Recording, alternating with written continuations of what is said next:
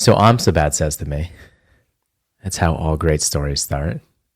So I'm so bad says to me, you're using those words, but I don't think... That's a really bad I'm so voice. You're using those words, but I don't think your game portrays that. That was better. We were talking about theme, and I was like, yeah, there's some theme layered over top of what we're doing. And he's like, no, there really isn't. You're saying there is. You're using those words. You're saying constellations, but nothing about the game is really showing in the theme that we want. I'd be really curious to hear I'm So Bad's response to, well, look at these other games that we have talked about, games that have a similar theme that we're ascribing to Abstract, A Night Sky. And I wonder how much do those have their constellation theme or their stars theme? Because I still think it's more about, for me, the theme. I have begrudgingly come on board, but I think the theme comes in the visual display, the storytelling. I don't think that this is a game such that the mechanics are going to drive a theme in the way they drive a theme in Agricola. Sure. And, I'm so bad at just saying those things aren't in the game yet. I agree. We're done here. I'm Hunter Pence, and you're listening to the Misplay podcast. Oh, yeah.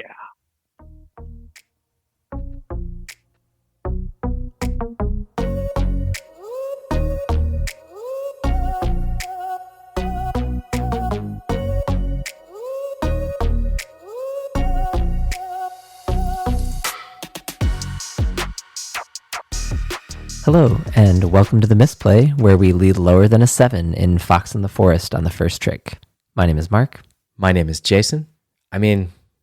I've beat you the last few times of Fox in the Forest. Probably because I led lower than a 7 on the first trick.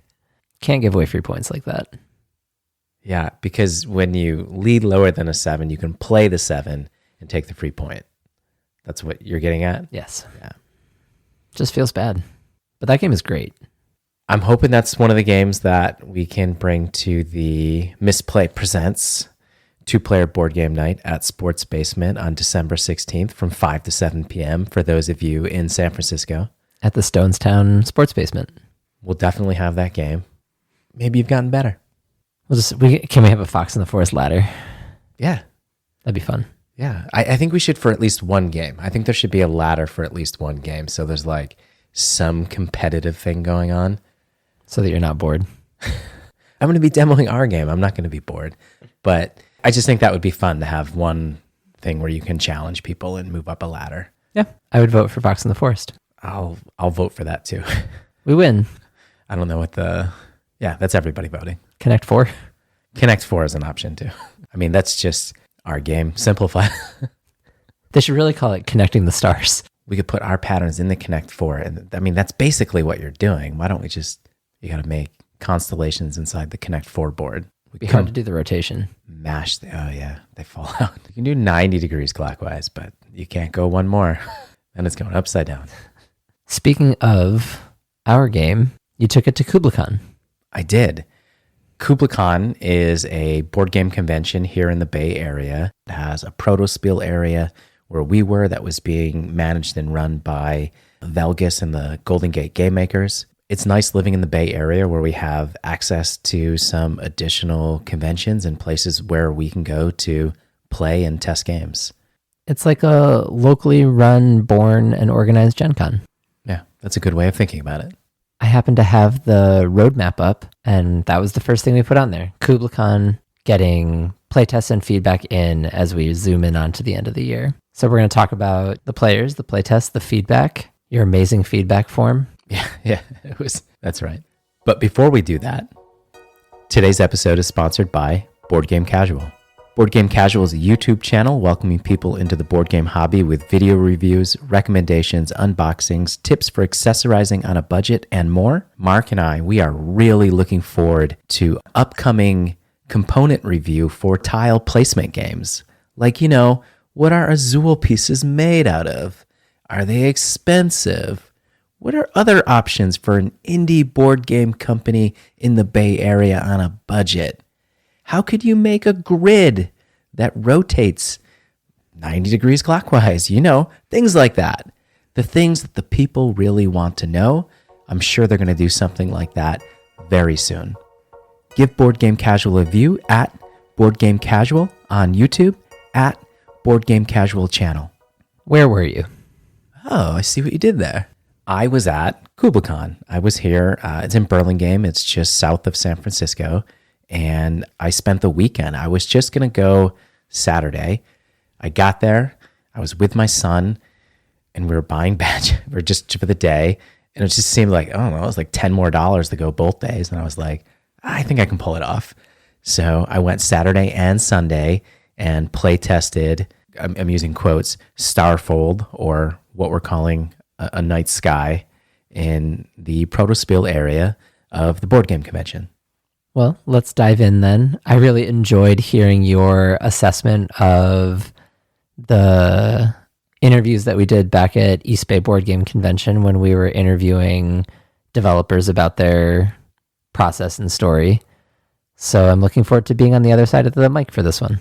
Yeah, so what I did was, after each one of my playtests, I said to the playtester, I said, my name is Jason. I'm from the Misplay. I'd like to ask you a question. I'd love to do it on the microphone if you're willing to. I just want to ask your name, why you came to Kublacon, and then my, the $1 million question, the question that I'm asking everybody, which was, would you play the game again? And absolutely everybody who played the game said, yeah, they would do that.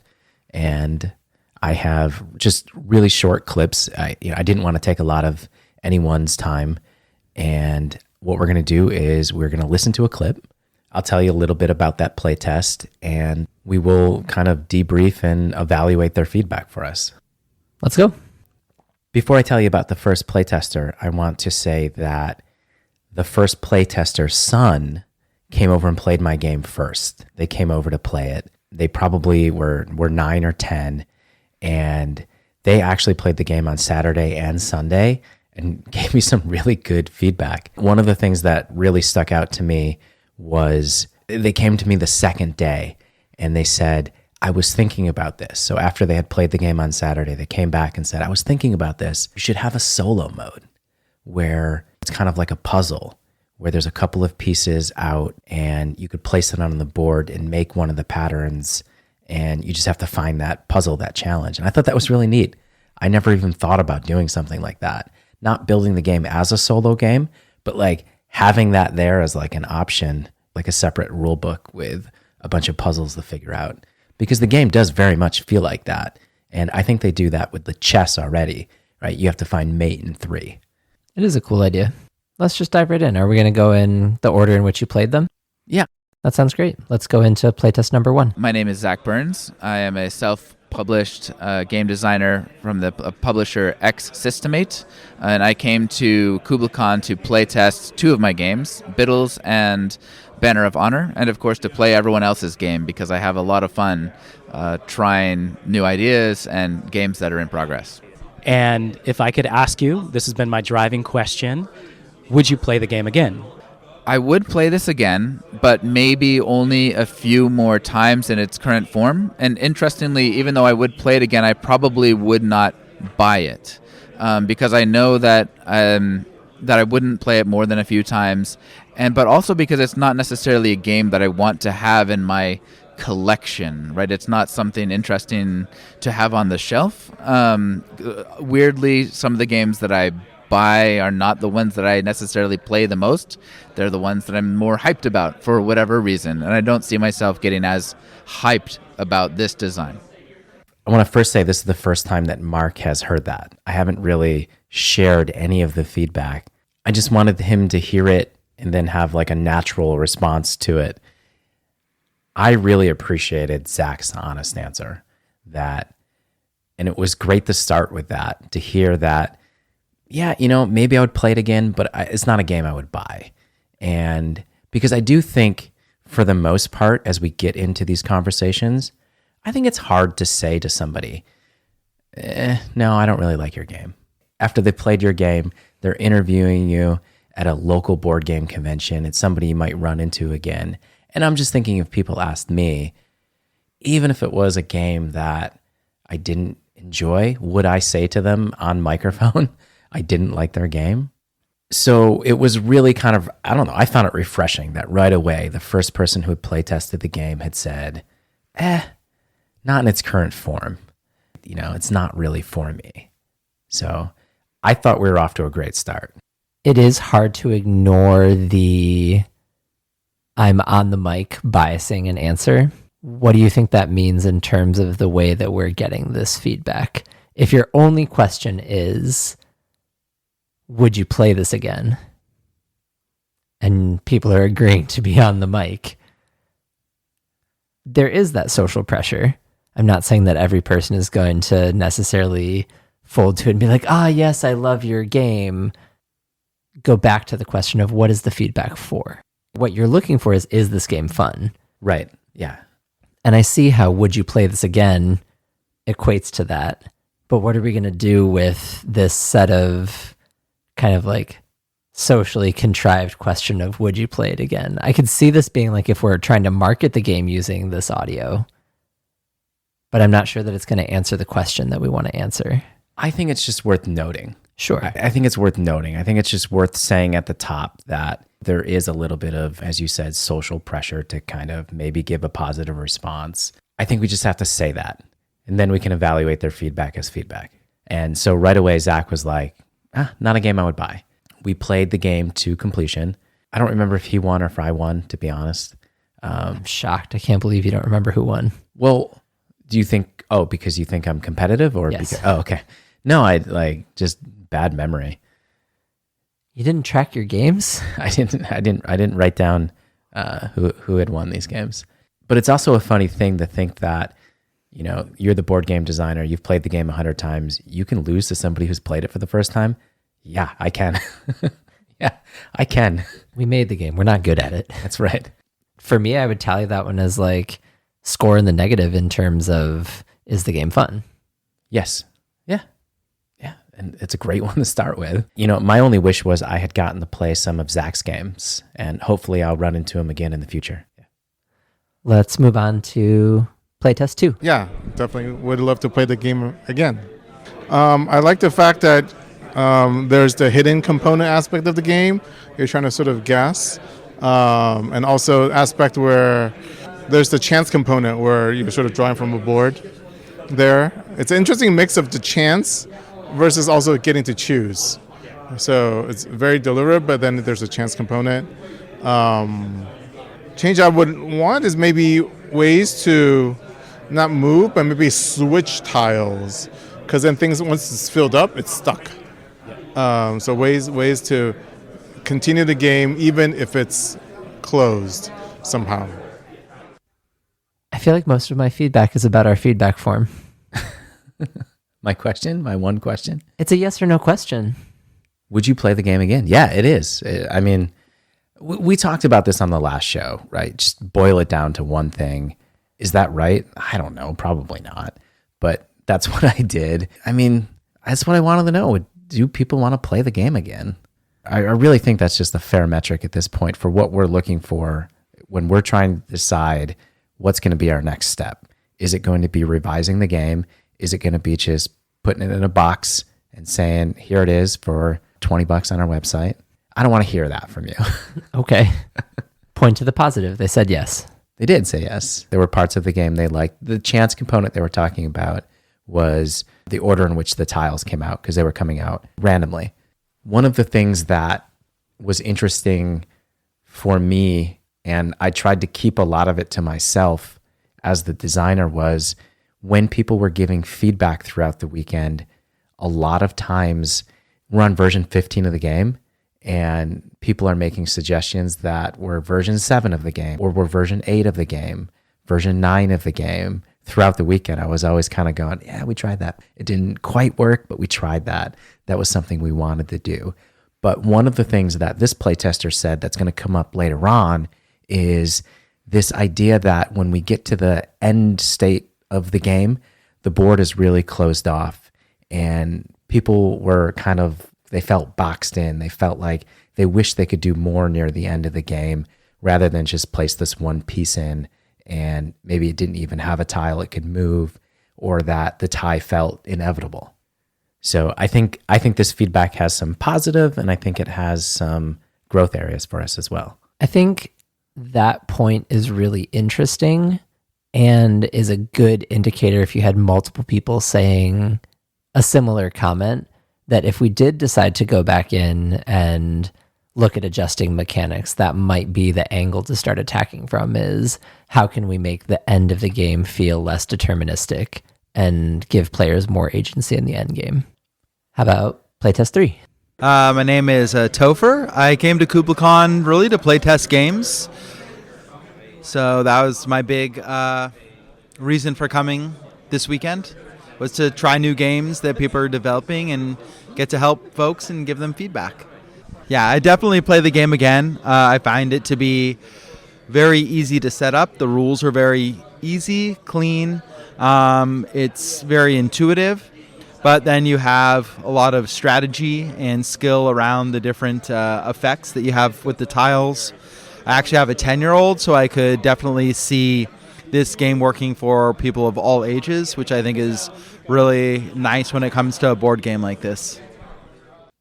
That was a really nice review. I mean, that hits on a lot of the things that we were hoping that the game would accomplish. It's nice to hear that players see the elements that we were hoping would be present in the game in this presentation. I really enjoyed this particular playtest, and I really enjoyed meeting Topher. In fact, I have his email address to reach out in the future. One of the things that I really liked in this particular game we're talking about, remembering who won, I won the first game in like 6 moves pretty early on. And as the game designer, it's kind of this quandary where, you see they don't realize the mistake that they're making. And I have this choice. I can say, oops, I didn't see it either. And, don't immediately win the game. Or do you just play it out, win the game, and show? And I think you just show how the game works. So I played it and I won the game. And almost immediately, Topher was like, let's play again. I was like, okay, I like that. I really like when we finished the game, we talked off the mic for a long time. And I told you this theme of going back to versions that we had created before. Topher started talking about what if all the patterns were out and it wasn't hidden and you were just trying to make patterns.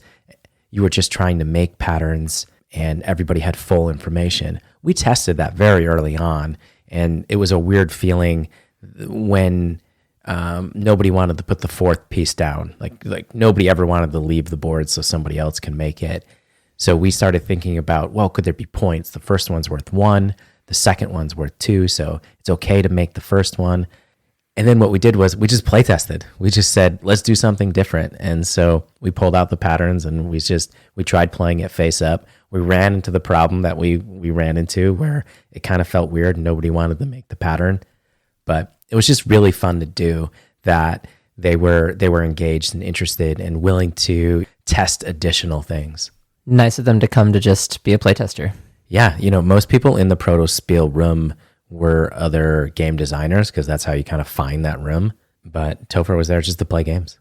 I think it's great that they came to just be a tester. It makes me wonder when we as game designers play games. It's weird calling myself a game designer. He did it. Season 2, episode 24. Mark is a game designer. We did it. We finally got there. When game designers play games, they're always wearing the game designer hat. It just permeates like what you do. I'm really curious of now the divide between people who just like to play games that don't design games, just people who play. How many people in that category, how would they respond to your question of would you play this game again? I think they like the game more. But it's something that we talked about last time, that we want to put the game in front of new players. And I think a further version of that would be new players who don't design games. Agree. Let's move on to playtest 4. Yeah, my name is Zach Sokol. Oh, a little close. My name is Zach Sokol, and I'm at Kublacon to playtest my game and playtest other people's games. In its current state, no. I do feel like something needs to change I feel like something does need to change in the game. And I do think it's the gray piece. The gray piece needs to change to do something else, I think. I would play test it again. I wouldn't So I mean, technically yes, but like in a traditional sense, no. The gray piece, huh? The gray piece. I really liked his feedback because I think his feedback was the closest to kind of describing how I feel when I think about the game. For people who have listened to the show, they know that the blue piece and the orange piece have always been great. They've always done what they do through almost every version of the game. And it's the gray piece that has caused versions 7, 8, 9, 10, 11, 12. The only thing changing in all of those versions was how the gray piece functioned. And it was interesting to hear, we are at a place now where we're like, we like the way that gray is working compared to all the other things we've tried. And it's just interesting to hear somebody say, yeah, the gray piece still should do something else. Did they have suggestions for what? They did. We talked a little bit longer, and one of the suggestions that Zachary had was on the bottom of each piece is some sort of random distribution of other colors in the game. And when you place gray, it flips up. You can flip up a piece and put a color up. So if blue is visible, you place a gray in its surrounding area, but then underneath the blue, it could be gray or orange. And so you flip it over. Mark's wheels are. I'm thinking. Yeah. I was thinking too. When I heard that, I was like, it's funny. I went back to I'm So Bad and I said, hey, I heard this really interesting feedback. And I'm So Bad's like, I told you that months ago. I'm like, I don't remember. It's probably true. But I thought that was cool feedback. And I was thinking about that too as, an option for the gray piece. I'll have to think about that more. If you're keeping score at home, we have 2 people that would replay the game and 2 people that would not. Scoreboard. Great. This is the metric you used. Yes, it is. I know. You're a competitive guy. I know. Who are you rooting for? Hey, I know the rest of the answers. Let's move on to playtest 5. My name is Violeta Herrera, and I am here because my husband, he loves the board game, so that's why I'm here. Yeah, I would like. I won, so I would like to try it again with a better strategy. And I think that this game forced me to think in a different way that I am used to do it in different board games. I'm a little hurt that you didn't try asking the question in Spanish. Yes. It would have been bad. How do I say it in Spanish? ¿Le gustaría jugar este juego de nuevo? ¿Otra vez? It would have been better if you were there. They were really great. I really appreciated that couple for not only playtesting the game, but giving me feedback, because at first they were kind of like hesitant, and I didn't push. I really don't feel like I pushed, but then they agreed to give me some feedback, and I was happy. I'll note, non-game designer, positive feedback, and liked the way that the game interacted with their thinking. Yeah. What'd you say, 3-2? 3-2. Would replay. Would replay. How about playtest number 6? Actually, Mark, 6-7. 6-7. Do your kids do that? No. So this is actually a couple, and they both answered the question. Oh, 6-7. 6-7. Hi, my name is Tiffany, and I came to Kublacon because I first went with my husband in May 2025, and we had such a good experience. I love all the activities here to do. I love how friendly everyone is, and even the venue is really good for customer service and how much attention they give to their guests. And coming here for fall, we're having a really good time, and we really enjoy our experience here. And the last thing that I really like about Kublacon is I love Protospiel. Playtesting is my absolute favorite thing that I've learned I like to do. For myself, I would not play this game. It's just not really my style. But with my husband, who likes these kind of games, yes, I would humor him and play. But yeah, I do like push your luck type of games. Playing chicken. Hi, my name is Tyler. I came to Kublacon with my wife to test games and see the vendors and see what people are developing and what interesting prototypes and ideas that people are developing, and to contribute to this wonderful hobby as a tester. Yes, this is definitely a game I would play again. I love how deceptively simple it is, but it's a great brain-burning puzzle, especially with the board constantly rotating and the state of it evolving. I can see that a lot of strategy and levels of depth you could acquire and become more proficient with, and then the mind games that will develop from that outside table meta. So I think this game has a really long legs in terms of how it can blossom and what you can get out of it with your experience as a whole. So the more you play it, I think the more and more it'll really sing. So that's going on the box. That's going to be on the cover.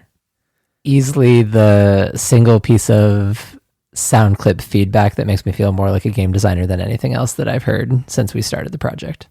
That was a really good... One person was like, yeah, no, this isn't for me. I'm playing with my partner, but I wouldn't play this game. This is not a game I want to play.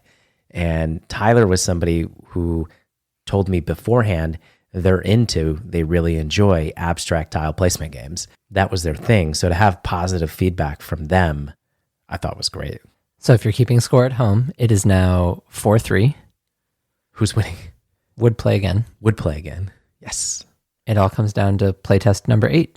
I'm Sharon, and I came to Kublacon because I'm a game designer and wanted to test out my game Mochido. I would play it again if there are some of the suggestions, or if there are some changes. I think maybe figuring out a way for the tiles to still be able to move near the end of the game. Sharon was my final playtester on Sunday. I was lucky. I was able to play her game as well afterwards with my son. It was a lot of fun. We were building mochi donuts. 4-4? Because it kind of goes... I don't think that's a strong endorsement. No, I think not replaying the game in its current form is a no. Yes. So, tied? But let's talk about that feedback, because that was something that came up earlier, and I talked to you, and I said to you, that's something for us to think about. This was the only game of the weekend that ended in a tie. So only game of the dozen or so that we played that ended up in a tie. And I don't think it was a fulfilling and satisfying end to the game, though I know Sharon said that she is fine with ties. The ties are not, it's not a deal breaker, but I think the ending just didn't feel satisfying. We got into that situation where I think we both knew that neither one of us could make our pattern, and we still had to make 4 or 5 more moves, and nobody was going to win the game. So that's kind of like when you're playing tic-tac-toe, and nobody can win the game, but instead of just making 2 more moves, you got to make 5 more moves. I mean, chess you can offer the draw before you play the game to completion. Oh, that's true. Yeah. I don't want to discount the feedback of possibly revising the end state of the game. I actually have a thought about something that might be possible for that, but you could write into the rules, you could have a player offer the draw, and if both players don't see a world where their pattern is makeable, why play the last 5 moves? You can just say, draw, nice game, play again. Draw, nice game, let's play again tomorrow. I'm so bad would ask, let's go all the way back to the opening. I'm so bad would ask, how does that fit into the theme of 2 kids looking up at the night sky? They get called home for dinner. Okay. Yeah. That's what you'd call it. I like it. We'll see if I'm so bad likes it. You wouldn't even have to call it a draw. You could just call it the go home for dinner. Stovetop at 6. Yeah. So hearing Sharon's feedback about something happening at the end that's different to make the game continue in some way, what came up? What were you thinking? Do you want the redesign option that popped into my head? Yes. So we have our 27 tiles that are distributed between blue, orange, and gray right now. Yep. I'm going to eat my words from last time where I was like, I don't think we should have any other specific tiles. Go on. You play 2 rounds of the original distribution of tiles. Okay. The 3rd round, you introduce an extra set of tiles that have some combination of either flipping or removing. Because I think the problem with the removing tile at the beginning, when we started the iterating on the 3rd piece, the problem with removing was you just play the cat and mouse game of just remove. And then the game never ended because it didn't move to completion. Right. But if you had a really finite number of tiles and still the game ends when you run out of tiles, not when the board is filled, you could put removing tiles back into the game. So you play the first 2 rounds, and then if the game has not ended Mark, I played you earlier this week. We played a game. It ended on what turn? 20? No, 4. Oh, Turn 4. we also had a game that ended on turn 20. We did. But I was just trying to sneak in a humble brag. But it's possible the game ends before you get to turn 18. Sure. But if you get to turn 18, I like the idea of introducing some other pieces that will move us away from ties, but also add an interesting layer into the game. And I'm So Bad would ask you, okay, we'll stay with it. How is it on theme, though? That's great. It's a mechanic, good idea, but can it fit the theme? It's a little bit of a reach, but I mean, there are more than 27 stars in the sky, right? Or 25 stars, Hold on, whatever's I'm on the counting. grid. Hold on, I'm counting. Don't hurt yourself. 13, 14, 15, 2,000, 1 billion. Yeah, there's more. So in our little 25 grid, there are going to be more than what the game represents either way. And so for me, it's as simple as, oh, that one doesn't count anymore. And then you move on. It's a children's game. They change the rules on each other all the time. Have you not seen how the children play at recess? That one doesn't count. Just take it out. An alien comes and blows that one up. Whatever story the kids want to tell themselves. Okay. We don't have to have an answer now. I'm just saying that's kind of been on the forefront of my mind after my conversation. I mean, I'm Sebed's really making the argument for why even have a theme.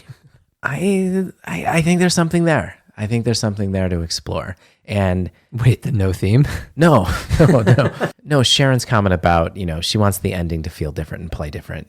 And so do I a little bit. And going back to what Zachary had said, that he feels like there's something missing from the game. Yeah, me too.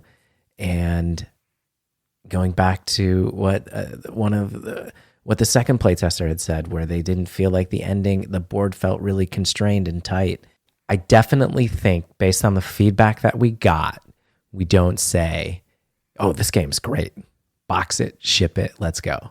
I think the feedback that we got at Kublacon says, hey, this might be something, this might be fun, but there's some things that I think you should change.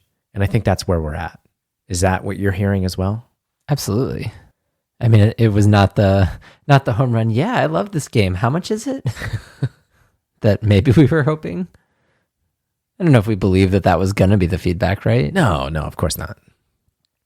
But I do think if we are using our metric of would we replay it again, 4 and 4 is not it's a tie. Oh, yeah, okay. Darn it. Ties. We're trying to get away from ties. So I think if you're 50-50 on whether your player is going to replay it or not, it probably does require some return to thinking about what the design needs in order to increase that on some level. So apply that to our roadmap. We are hoping to take the game next to a Golden Gate Game Makers event at Victory Point Cafe in Berkeley. And then we are hoping to have people play it, especially people who haven't played the game yet and are more casual board gamers, at the Misplay Presents Sports Basement Night 2-player board game night on Tuesday, December 16th. Yes. So we need to get back to the drawing board and figure out what the end game should look like. Aliens. That star doesn't matter. Fun fact, do you want to know the average turn end in our game right now? Oh. Based on our playtest? Can I guess before you tell me? Sure. Because I have an idea. I'm going to guess it's 17. Pretty close. Yeah. Average came out as 16 and a half. Oh, that's perfect. That's actually really good because it falls under the 18th, so it ends before the second round ends, which means the board is fully accessible. And then we would just be talking about the games that go above that threshold. If our next event is Golden Gate Game Makers in the beginning of December, yep, we need to bring a revised endgame. We do. So that's what we're going to work on over the next week and a half or so. Following our roadmap, follow our show map. We do the work on the road, and then we show what we did on the next show. We'll talk about the revisions and the playtest results from visiting the Golden Gate Game Makers. We should point out that that group is largely people that are also board game designers. And maybe we can find some other place where we can put it in front of people, whether that's just some friends, to get some additional feedback. So it's not just the one night at the Golden Gate Game Makers where we might only have a couple of people play the game. Well, I think that's where we workshop the mechanics piece, because we're going to be bringing mechanical revisions, so we might as well bring it to people who will have specific feedback about the mechanical changes that we're making, because then we can share with them, here's the problem we're trying to solve. Here's our attempt at the solution. What do you think? And get like feedback about the revision more than the would you play this again? Because let's be real, other game designers don't want to play our game. You are so smart the way you described all of that, and that's why you can now say you are a board game designer. Season 2, episode 24, Mark Katz, board game designer, business cards coming. No, but with the idea. Stickers. But coming back to the roadmap, I don't need stickers. Stop bringing us back to the roadmap. The map's everywhere. I think it's really important to be honing in on what we want to be accomplishing. If the goal is to say, here's the game. I think you described it perfectly. Oh, that's what I was trying to say. But there's a next part to that, because we have the playtest coming up at Sports Basement. Yeah. And that's where you revet and you bring back your yes, no. That's what I'm trying to say. You're a genius. I agree with everything you're saying. Then why are you trying to stop me from coming back to the roadmap? I just feel like we keep saying roadmap. Oh, so you just want to talk about it less? Yeah. I just want to say roadmap less. Don't you like business? Systems. The Misplay podcast is brought to you by Mike C., Missy, JP Savard, Parney, Kyle Flowers, Adjos, Brian, Binns, and Peter. Consider donating at buymeacoffee.com/themisplay. If you'd like to become a featured sponsor of the show, find our form at themisplay.com/sponsors. I met the inventor of Bop It. Really? Yeah. That's cool. Yeah. I played a lot of Bop It in high school. Yeah. They were demoing a game called Sling It, kind of throwing these sausages, bean bags into like a target. My son really liked it. You don't have to use that. I was just throwing it out there.